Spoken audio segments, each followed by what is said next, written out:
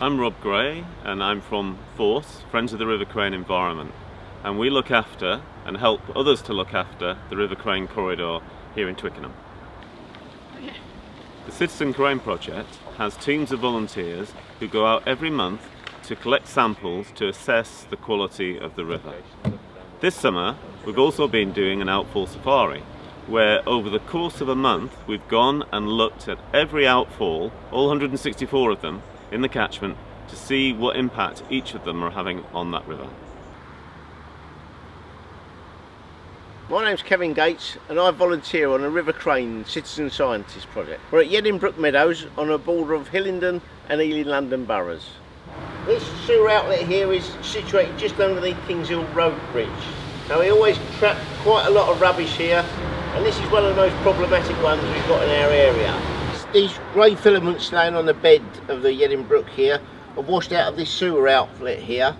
During very dry weather, alcohol sludge or inside the pipe dries out, and then when we get a heavy downpour it's washed straight out because it's loosened its hold. You get a film of oil on the surface here. That is another type of sort of car maintenance diesel probably. Having lived in this area for 57 years and played over these fields man and boy, I keep a special eye on things to do with Yeddinbrook and any monitoring initiatives I like to get involved in.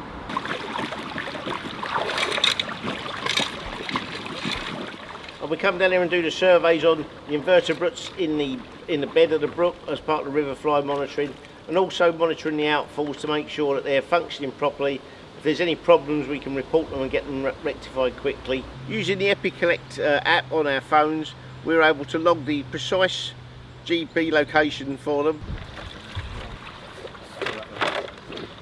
We're now 2 years into a 3-year survey, and it's a 3-year period of readings that the scientists at Thames Water need and also at London Zoological Society need.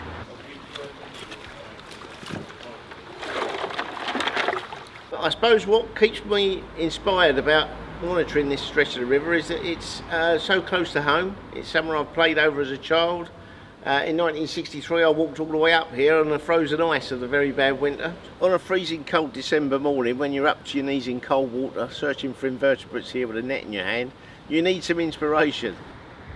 We've had a lot of good improvements made to the river, and it's come about because of the data we're collecting. We chose those locations based on two things. One, we wanted a really good spread of sites up and down the river so we get a really good understanding of what's happening in different geographical locations, different parts of the river. And the second reason is it's where people live. And we wanted each group of volunteers to take on a stretch of the river and make it their own. Make it a part of the river that they understand, that they get to grips with, that they take some responsibility and ownership of. Okay, my name's Ian May. I live locally in Cranford.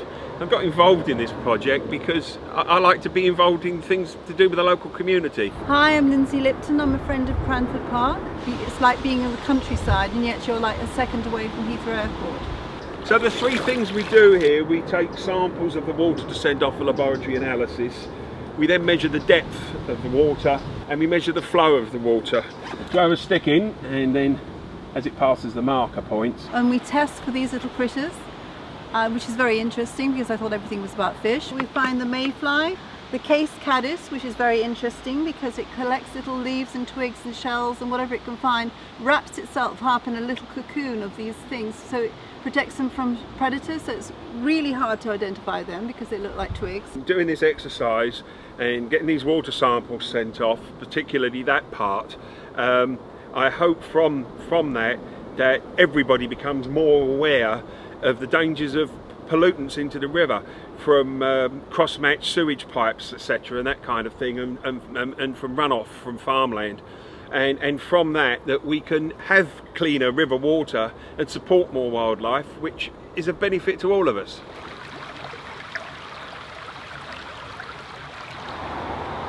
So every month I come to look at each of these outfalls.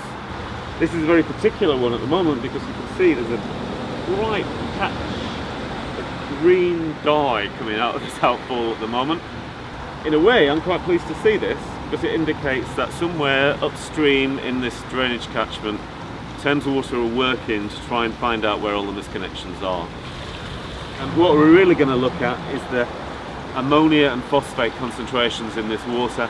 Just looking across here, you can see there's a certain amount of sewage fungus, which is indicative of far too much nutrient being in the water, possibly a toilet, possibly a washing machine connected not to the sewer but to the river.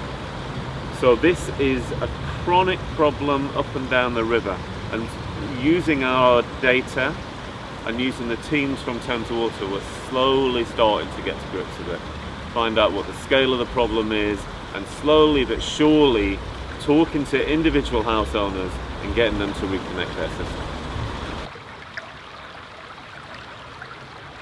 Hi, I'm Alison Horwood and I'm a volunteer with the Citizen Science programme. I'm also a volunteer with the Friends of the River Crane Environment, so FORCE, which is really how I got involved in this programme in particular. I volunteer doing the RMI once a month. This is part of the Crane Park Nature Reserve, and we're currently on a dipping platform.